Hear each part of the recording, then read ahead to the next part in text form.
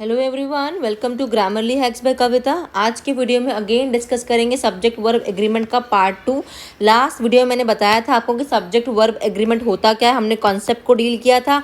इसके अलावा इसके अंदर जितने भी कॉन्सेप्ट थे मैं उनकी बात करी थी आपसे। हमने कोई कॉन्सेप्ट नंबर 1 से लेके कॉन्सेप्ट नंबर 5 डिस्कस किए थे, जिसमें हमारा पहला कॉन्सेप्ट था एंड के साथ डील करता है। देन मैंने आपको और आइदर और नाइदर नॉर वाला केस भी करवाया था। इसके अलावा मैंने आपके साथ जो कॉन्सेप्ट नंबर 3 डील किया था वो था as well as, be not, with, in addition to, unlike, in words के साथ डील करता है जो। देन कॉन्सेप्ट नंबर 4 जो था हमने पढ़ा था वो डील करता है फ्रैक्शन के साथ और परसेंटेज के साथ। एंड कॉन्सेप्ट नंबर 5 जो हमने बात की थी कलेक्टिव नाउन की, ठीक है ना। ये सारे के सारे मैंने आपको रूल्स करवाए थे लास्ट वीडियो में। काफ़ी ज़्यादा इंपॉर्टेंट टॉपिक है ये एग्जाम को देखते हुए अगर देखा जाए तो। अब इसी सीरीज को हम कंटिन्यू करेंगे आज के वीडियो में और मैं डील करूंगी आज कॉन्सेप्ट नंबर 6 के साथ, ठीक है ना। अब कॉन्सेप्ट नंबर 6 क्या कहता है, देखो लिखा हुआ है यहाँ पर, क्या लिखा हुआ है कि सिंगुलर इंडेफिनिट प्रोनाउंस के साथ सिंगुलर वर्ब होगी। आप समझते हैं कि कहना क्या चाहती हूँ मैं इस चीज़ से, ठीक है ना। पहले इसका ध्यान क्या देना है आपने, लिखा है सिंगुलर इनडेफिनिट प्रोनाउंस। पहले तो ये इनडेफिनिट प्रोनाउंस होते क्या आपको पता होना चाहिए। आपने जब प्रोनाउंस पढ़ा था वहाँ पे words like everybody, nobody, somebody, anybody, या कह लो आप एवरी के साथ थिंग लगा दो, एवरीथिंग, नथिंग, समथिंग, एनीथिंग। ये सारे के सारे क्या ये हमारे सिंगुलर इनडेफिनिट प्रोनाउंस हैं। अब ध्यान क्या देना है, देखो बडी वाले जो भी होंगे उनको हम यूज़ करते हैं लिविंग के साथ, थिंग वाले जो होंगे उनको हम यूज़ करते हैं नॉन लिविंग के साथ। ये डिफरेंस है। और ये सारे के सारे खुद में वर्ब क्या लेंगे अपने साथ, सिंगुलर वर्ब को ये अपने साथ लगाते हैं, ठीक है ना। क्योंकि खुद में कैसे हैं ये, खुद में ये सिंगुलर होते हैं। एग्जाम्पल से समझते हैं। नॉर्मली मैं कहती हूँ आपसे something is slash are missing, तो सही क्या ऑप्शन आएगा। आप लोग भी कहते हो समथिंग इज मिसिंग, कहते हो क्या समथिंग आर मिसिंग, नहीं ना, समथिंग इज मिसिंग। इज क्यों आया, आर क्यों नहीं आया। इसके पीछे कॉन्सेप्ट ये है कि जो समथिंग है यहाँ पर ये क्या है, ये खुद में सिंगुलर इनडेफिनिट प्रोनाउन है। और हमने अभी पढ़ा कि ये रूल कहता है कि इनके साथ वर्ब भी क्या आएगी, सिंगुलर वर्ब आनी चाहिए। इसलिए हमने यहाँ पे इज लगाया, ना कि हमने यहाँ पे आर लगाया। या मैं सेंटेंस कहती हूँ nobody know slash knows the trouble I have seen, कोई नहीं जानता मुश्किलें या ट्रबल्स जो मैंने फेस किए या मैंने देखे हैं। नोबडी है, खुद में कैसा, ये सिंगुलर इनडेफिनिट प्रोनाउन है, तो वर्ब कैसी होनी चाहिए, सिंगुलर। अब बच्चे नो और नोज में कंफ्यूज होते हैं। मैंने आपको पहले ही कहा है कि जो वर्ब सिंगुलर होती है उसमें एस और एस जोड़ते हैं, तो देख लो खुद ही यहाँ पे नोज होगा, नो नहीं होना चाहिए, ठीक है ना। वहीं जब जेंडर नहीं पता होता ना आपको एग्जाम में दिया हुआ, तो आपको वहाँ पर देखना है कि वहाँ पर हिज को ही प्रेफर करना होता है। ये मैंने क्यों कहा अभी आपको बीच में, क्योंकि आप जेंडर वाले में भी काफ़ी ज़्यादा कन्फ्यूज हो जाते हो, ठीक है ना। एग्जाम्पल के तौर पर एग्जाम्पल लेते हैं एक और। मैं कहती हूँ everybody is slash are required to clear their slash his dues. और ऐसे वाले क्वेश्चन एग्जाम में बहुत कॉमनली पूछे जाते हैं जेकेएसएसबी के एसएससी के एग्जाम्स में। देखो एवरीबडी है, माइंड में आना चाहिए क्या, सिंगुलर इनडेफिनिट प्रोनाउन है, मतलब वर्ब क्या होगी, सिंगुलर होनी चाहिए। तो यहाँ पे इज होगा, आर नहीं होगा, पहली चीज़। अब ये देयर और हिज में क्या आएगा, खुद में कैसा है, सिंगुलर है, इनडेफिनिट प्रोनाउन है, वर्ब सिंगुलर लगाएगा, तो साथ में सब्जेक्ट के साथ जो इसमें एडजेक्टिव आएगा ना हमारा, वो भी कैसा आना चाहिए, सिंगुलर ही आना चाहिए। तो यहाँ पे हिज आएगा, देयर नहीं आएगा, ठीक है ना। हर क्यों नहीं आएगा, because we always prefer masculine over feminine gender, इसलिए हमने यहाँ पर हिज लगाया। अगर हम देयर लगाते, देयर का मतलब आता है प्लूरल में बहुत सारे, ठीक है ना, इसलिए हमने देयर को यहाँ पे नहीं लगाया, इसलिए हमने हिज को लगाया। आई थिंक क्लियर हो गया होगा। ये था आपका कॉन्सेप्ट नंबर 6, किसके लिए, सिंगुलर इंडेफिनिट प्रोनाउंस के साथ। हमने कहा कि वर्ब भी क्या लगाएंगे, हम सिंगुलर लगाएंगे। नाउ नेक्स्ट रूल है हमारा कॉन्सेप्ट नंबर 7, वो डील करता है word like each, every, any, either, neither. देखो ईच का मतलब क्या होता है, प्रत्येक। एवरी का मतलब क्या हो गया, हर कोई, हिंदी में इसको हम हर कोई बोलते हैं। एनी कोई भी, any of you can come to my class. Either दोनों में से कोई एक चाहिए हमें, दोनों में से कोई एक, और नाइदर दोनों में से कोई भी नहीं। तो मैंने हिंदी भी यहाँ साथ में लिख दी है, जिनको बिल्कुल समझ नहीं आता वो हिंदी को भी देख सकते हैं, ठीक है ना। अब कहा है कि जब भी ये वाले वर्ड दिखें, each, every, any, either, neither, इनके साथ हमेशा सिंगुलर वर्ब लगती है। अब यहाँ पर क्या ध्यान देना है आपको, देखो दो बातों का ध्यान देना है खास आपने। देखो हमारा जो एवरी होता है ना, एवरी, ये हमारा हम यूज़ करते हैं इसको एब्स्ट्रैक्ट नाउन के साथ, या आप सिंपल कह लो जो चीज़ें एब्स्ट्रैक्ट होती है, which you can't sense, can't hear, can't taste, can't smell. Like मैं कहती हूँ लाफ्टर, आपकी हैप्पीनेस, आपके इमोशंस जो भी हैं, लव कह लो, फीलिंग आपकी, पावर्टी, गरीबी, मैंने पोअर नहीं बोला, मैंने गरीबी कहा है, ठीक है ना। तो ये सारे क्या आपके एब्स्ट्रैक्ट हैं, तो इनके साथ हम ईच को नहीं यूज़ करते, इनमें हम एवरी को यूज़ करते हैं, ठीक है ना। मैं कहती हूँ I have each slash every reason to be happy. मेरे पास हर एक रीज़न है, क्या रीज़न है, खुश रहने का। ये हैप्पी क्या है यहाँ पे एब्स्ट्रैक्ट नाउन है ना, एब्स्ट्रैक्ट है, तो यहाँ पे ईच नहीं आएगा, यहाँ पे क्या आएगा, एवरी आएगा। देखो ग्रामर को ऐसे पढ़ना है एग्जाम, कॉम्पिटिटिव एग्जाम के लिए। रेस्ट आप पढ़ते जाओ, कोई फ़ायदा नहीं है, आपको बस अपने कॉन्सेप्ट को क्लियर करना है, ठीक है ना। वर्ड्स को देख के आपका क्वेश्चन बनता है एग्जाम में, ठीक है। तो जब भी आपको दिखेंगे एवरीबॉडी, एवरीथिंग, तो आपको दिमाग लगाना है कि सिंगुलर वर्ब लगेगी और एडजेक्टिव भी क्या लगेगा, सिंगुलर लगेगा। लेकिन जब आपको ईच एवरी वाला केस दिख जाए एग्जाम में गलती से, तो आपको सोचना है इस बारे में कि यहाँ पे वर्ब क्या लगेगी, सिंगुलर वर्ब लगेगी। और आपको खास ध्यान देना, अगर एवरी से पूछेंगे तो एवरी के साथ आपको देखना एब्स्ट्रैक्ट लगेगा। ये sentence I have each reason to be happy नहीं हो सकता था, ठीक है ना। लेकिन अगर मैं सेंटेंस को लिखती इस तरह से,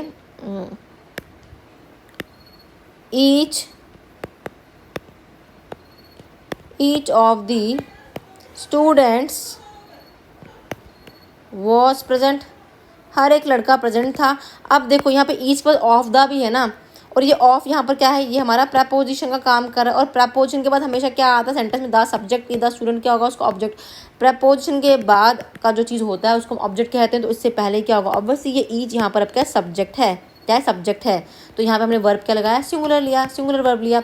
समझाना क्या चाहती थी मैं इससे आपको कि यहाँ पे देखो ये ईच है ना, यहाँ पे इस सेंटेंस में ईच, इस सेंटेंस का जो ईच हमने यूज़ किया ना, ये हमने प्रोनाउन की फॉर्म में यूज़ किया है, और साथ में यही हमारा सब्जेक्ट है, क्योंकि हमने ये ईच एवरी कहाँ पढ़े, प्रोनाउन में पढ़े हुए, लेकिन ये यहाँ पर काम किसका कर रहा है, ये ऑफ से पहले इस सेंटेंस में सब्जेक्ट का काम कर रहा है।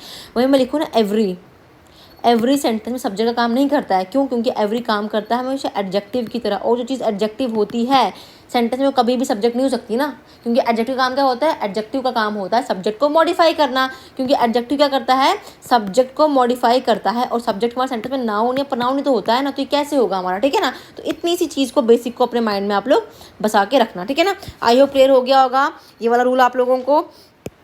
अब जो नेक्स्ट कॉन्सेप्ट है वो डील करता है वन ऑफ, कॉन्सेप्ट नंबर 8 क्या है आपका, अगर सेंटेंस में आपको वन ऑफ दिखे, आइदर के बाद ऑफ दिख जाए, नाइदर के बाद of, any of, each of, none of. अभी हमने सिर्फ कितना पढ़ा पीछे, हमने पीछे पढ़ा simple each, every, any, either, neither. लेकिन अगर इनके साथ हमें ऑफ प्रपोजिशन दिख जाए तो कॉन्सेप्ट थोड़ा सा आपका बदल जाएगा, आपको उस चीज़ का ध्यान रखना है। पहली चीज़ का क्या ध्यान दोगे आप इस केस में, ठीक है ना। पहला क्या ध्यान दोगे इस केस में आप लोग, जब भी ये वाला केस दिखेगा आपको ध्यान देना एग्जाम में, जब भी आपको वन ऑफ के बाद प्लूरल नाउन दिख जाए, ठीक है ना, और उसके बाद कोई भी रिलेटिव प्रोनाउन ना हो, तो वर्ब जो हमेशा लगेगी आपकी, वर्ब लगनी चाहिए हमेशा आपकी सिंगुलर। मैं लिख दे रही हूँ साथ में, क्योंकि यहाँ से 2-3 केस बन जाते हैं, ठीक है ना। पहला केस बना ये वाला, क्या, वन ऑफ, नाउन प्लूरल होगा, कोई भी रिलेटिव प्रोनाउन नहीं होगा। मतलब क्या है, रिलेटिव प्रोनाउन क्या होते हैं, जो रिश्ता शो करने के सेंटेंस में यूज़ करते हैं, लाइक विच का यूज़ करते हो आप, whom का यूज़ करते हो आप, दैट लगाते हो आप, whose लगाते हो, who लगाते हो, ये सारे क्या आपके रिलेटिव प्रोनाउन है। अगर ये दिख जाते हैं आप, अगर ये ना दिखे आपको, तो वर्ब क्या होगी आपकी, सिंगुलर होगी। एग्जाम्पल के तौर पे मैं लिखती हूँ,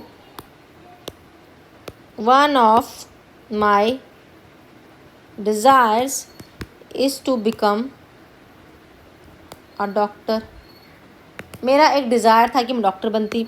अब देखो ये वन ऑफ है, इसके बाद नाउन कैसा, डिज़ायर्स, नाउन हमारा है प्लूरल, इसके बाद वर्ब क्या हमारी सिंगुलर है ना, वर्ब हमने क्या लगाया, सिंगुलर। क्या यहाँ पे कोई आपको रिलेटिव प्रोनाउन दिखा? नहीं ना, कोई रिलेटिव प्रोनाउन नहीं है, ठीक है ना, इसीलिए वर्ब क्या थी, सिंगुलर थी। लेकिन वही सेंटेंस में आपको ध्यान देना है, क्या ध्यान दोगे आप, अगर इस वन ऑफ के साथ दा दिख जाए आपको, तो भी आपका जो नाउन होगा वो कैसा होगा, प्लूरल ही होगा। नाउन कैसा होगा आपका, प्लूरल होगा। साथ में आपको देखना है रिलेटिव प्रोनाउन, ठीक है ना, वर्ब क्या हो जाएगी हमारी, प्लूरल हो जाएगी। पहले इसको नोट कर लेना कॉपीज पे अपनी। डिफरेंस क्या है, वहाँ पे डिफरेंस था यही कि वहाँ पे कोई भी रिलेटिव प्रोनाउन नहीं था, ये दिस दैट हुम, ये सॉरी दिस नहीं, विच हुम दैट हुज हु, ये नहीं थे।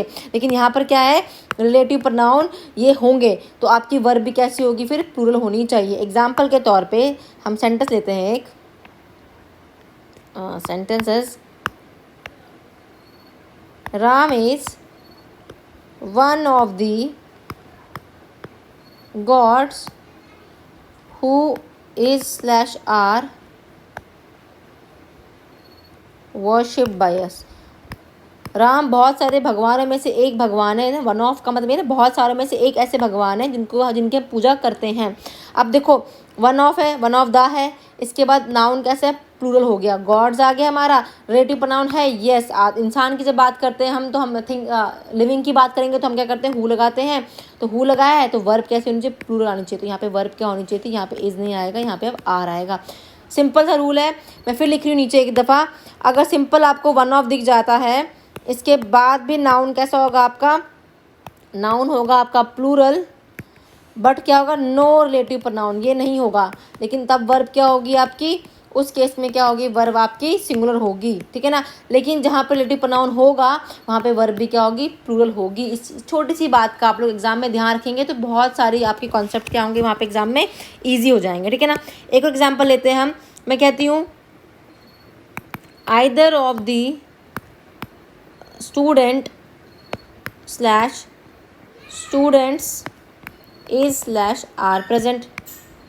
देखो ना, कॉन्सेप्ट सिर्फ इस वन ऑफ पे तो अप्लाई नहीं हो रहा ना, जितने भी सारे बाकी में लिखाए थे आपको, one of, either of, neither of, any, सब पे अप्लाई हो रहा है सेम कॉन्सेप्ट। देख लो इसको भी अब एक बार, आप आइदर ऑफ द लिखा हुआ है, इसके बाद नाउन कैसा आना चाहिए, नाउन होना चाहिए हमारा प्लूरल, तो स्टूडेंट नहीं होगा, स्टूडेंट्स होगा। तो वर्ब कैसे आनी चाहिए हमारी, सिंगुलर आनी चाहिए, तो यहाँ पे इज होगा, आर नहीं होगा तो इज होगा।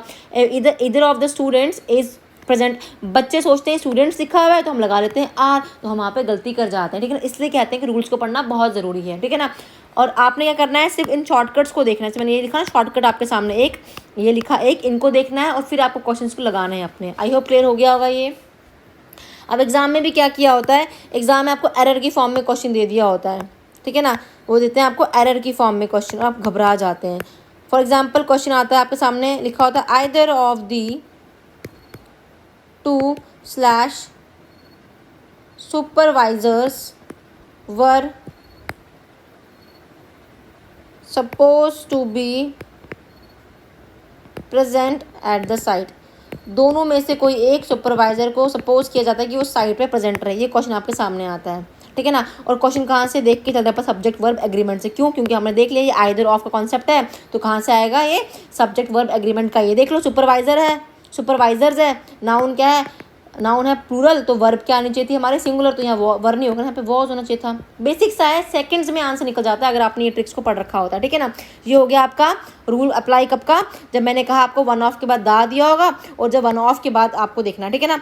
अब कभी कभार क्या होता है, सिर्फ वन दिया होता है, ओनली वन का कॉन्सेप्ट भी एक रहता है यहाँ पे, ठीक है ना। इसको भी कर लो आप लोग, कोई कॉन्सेप्ट छोड़ना नहीं है, थर्ड वाला है ये। इसी में अगर ओनली वन होगा ना, इसके बाद भी क्या होगा, प्लूरल नाउन होगा, ठीक है ना। नाउन कैसा होगा, प्लूरल ही होगा। लेकिन दो केस बनेंगे, या तो रिलेटिव प्रोनाउन होगा या रिलेटिव प्रोनाउन हमारा नहीं होगा। दोनों ही केस में आपको बस क्या देखना है, सिंगुलर वर्ब, सिंगुलर वर्ब। लेकिन बस ध्यान क्या देना है इस बार, केस कौन सा है, ओनली वन का केस है, ठीक है ना। केस कौन सा हमारा, सिर्फ ओनली वन का है, ठीक है।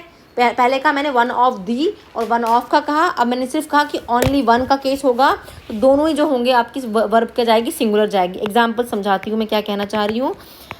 This is only one of the books that is are for sale. इसका हिंदी मतलब का इनका क्या आ रहा है कि ये एक ऐसी किताब है जो क्या है सेल के रखी हुई है। देखो यहाँ लिखा है ना ओनली वन, तो आपने ज़्यादा दिमाग लगाना ही नहीं है। ओनली वन के आगे का कंस्ट्रक्शन देखना शुरू करो। बुक्स लिखा हुआ है, रिलेटिव प्रोनाउन है मतलब की, है ना, तो दैट लगा है आगे, दैट लगा ना यहाँ पे, तो दोनों केस में क्या होगा, वर्ब सिंगुलर ही आएगी चाहे दैट नहीं भी होता। तो सिंगुलर वर्ब कौन सी, इज है ना, आर तो नहीं आएगा। This is the only one of the books is for sale. ठीक है ना, आई होप क्लियर हो गया होगा। ईजी है, मुश्किल कुछ नहीं है। ठीक है, नाउ जो कॉन्सेप्ट नंबर नेक्स्ट है हमारा, वो कहता है कि सेंटेंस में अगर कभी भी आपको वर्ड दिखे, कौन से वाले बोले हैं, अ वैरायटी ऑफ, अगर सेंटेंस का कंस्ट्रक्शन दिखे किन से आपको, इनसे दिखे, किन से, a number of, a variety of, a majority of. अब डिफरेंस क्या है, देखो यहाँ पर भी number of, variety of, majority of. Difference कहाँ पर, डिफरेंस है आर्टिकल आ और आर्टिकल दा की प्रेजेंस में। ठीक है ना, एक में लिखा है आर्टिकल आ और एक में लगा है आर्टिकल दा। जब भी आ से हो, देखो इनका मतलब सबका ये निकल के आता है बहुत सारे, वैरायटी, मेजॉरिटी, या आप बोलो नंबर ऑफ, सबका मतलब क्या है, बहुत सारे। ठीक है ना, जब भी आ लगा हो सामने तो इनके साथ आपको वर्ब लेनी है हमेशा, वर्ब इज प्लूरल। ठीक है, वहीं जब भी इनके सामने दा लगा हो तो वर्ब आएगी हमेशा आपकी सिंगुलर। बस इतना सा डिफरेंस है और क्वेश्चन आपका एग्जाम में इजी आपको निकालना हो जाएगा। जैसे कि एग्जाम्पल लेते हैं हम समझने के लिए, मैं लिखती हूँ the number of students dash 50, और वहीं मैं लिखती हूँ a number of students dash waiting outside. देखो लिखा है ना द नंबर ऑफ, यहाँ पे क्या लिखा है, आ नंबर ऑफ। डिफरेंस किसका है, सिर्फ द और आ का। मैंने अभी कहा द होगा तो वर्ब सिंगुलर, आ होगा तो वर्ब प्लूरल। तो द नंबर ऑफ स्टूडेंट है तो वर्ब क्या आएगी यहाँ पे, सिंगुलर, मतलब इज आएगा, इज और आर में से इज आएगा। वहीं आ नंबर ऑफ स्टूडेंट्स बाहर वेट कर रहे हैं तो यहाँ पे वर्ब क्या आएगी, आर आ जाएगी। आई होप क्लियर हो गया होगा। तो मैंने आपको आज कुछ अगेन 5 कॉन्सेप्ट्स करवा दिए।